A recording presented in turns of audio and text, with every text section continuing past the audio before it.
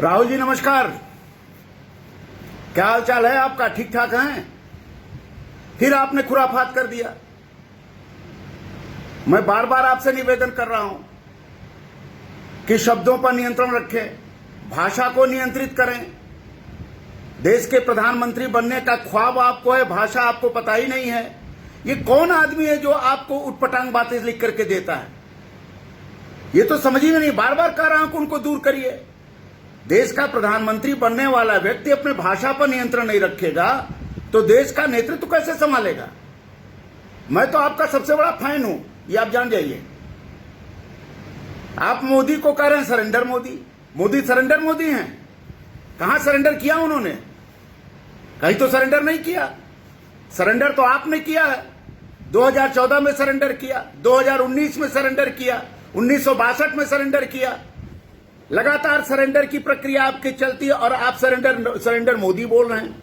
मैं आपको यह नहीं कह रहा हूं कि आप जो है चीनी गांधी हैं, मैं नहीं कह रहा हूं। मैं आपको यह भी नहीं कह रहा कि आप गद्दार गांधी हैं, मैं नहीं कह रहा हूं। मैं आपको यह नहीं कह रहा हूं कि आप लफंडूस गांधी हैं, ये मैं नहीं कह रहा हूं।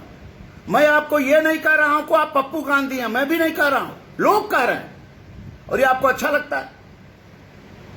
ये आपको अच्छा लगता है कि आपको कोई गद्दार गांधी कहे, आपको कोई चीनी गांधी कहे, आपको कोई लफंडूस गांधी कहे, आपको कोई पप्पू गांधी कहे, ये आपको अच्छा लगता है।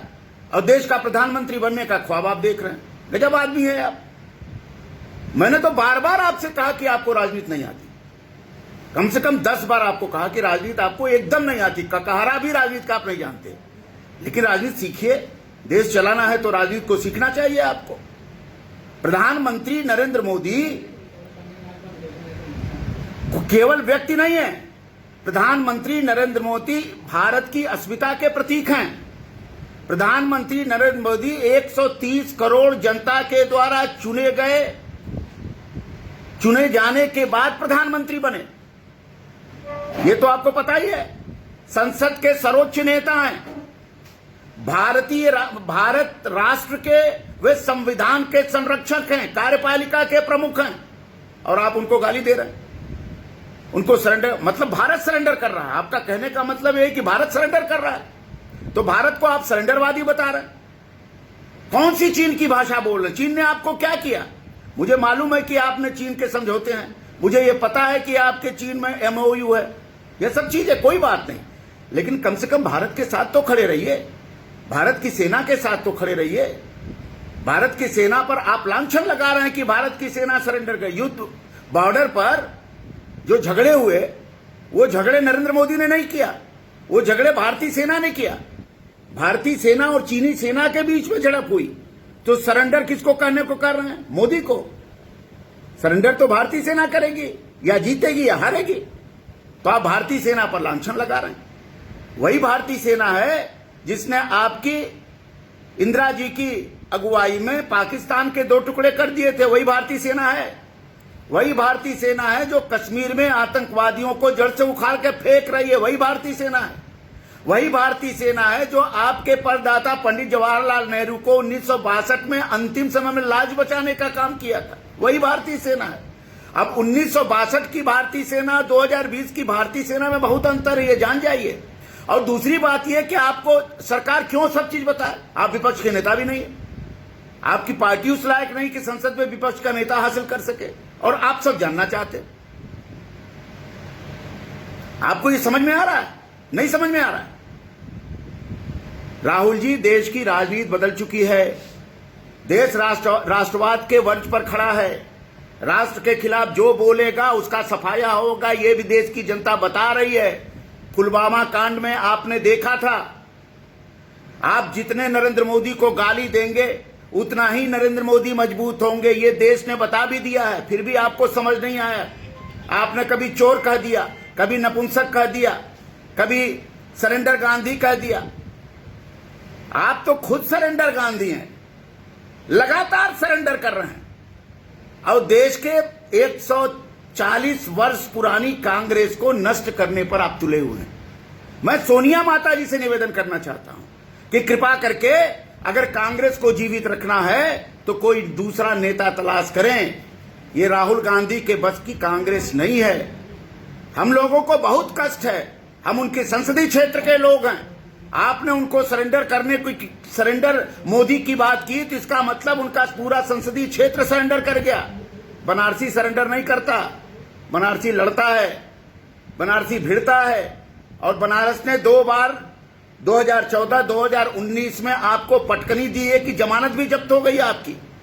इसलिए मेरा फिर निवेदन है आपसे, राहुल जी, फिर निवेदन है, हाथ जोड़ के निवेदन है कि भाषा पर नियंत्रण रखें, भाषा पर नियंत्रण रखें। कौन सा झगड़ा है नरेंद्र मोदी से आपका?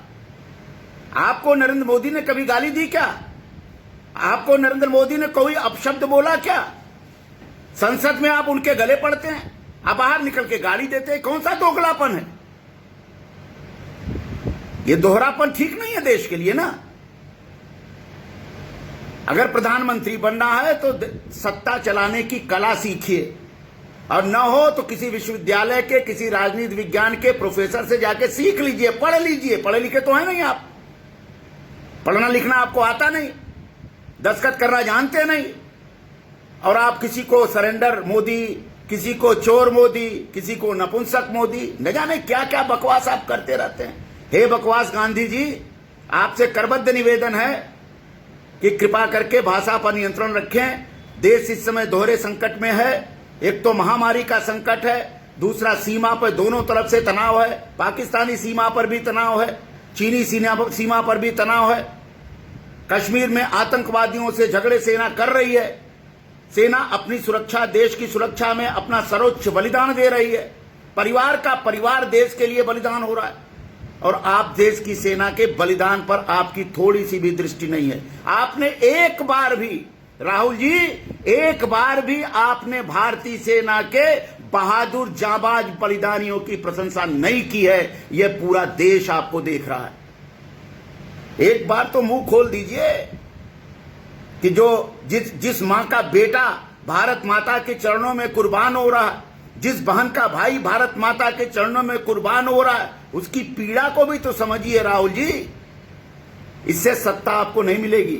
लिख लीजिए, आप एकदम लिख लीजिए कि 2024 में 2019 से भी बुरी गति आपकी होनी है।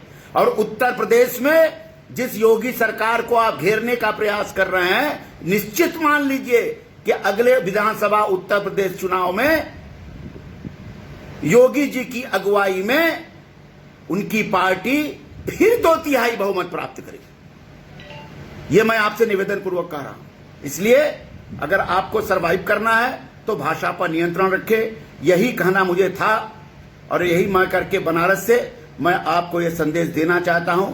बहुत बहुत धन्यवाद। जय हिंद, जय भारत।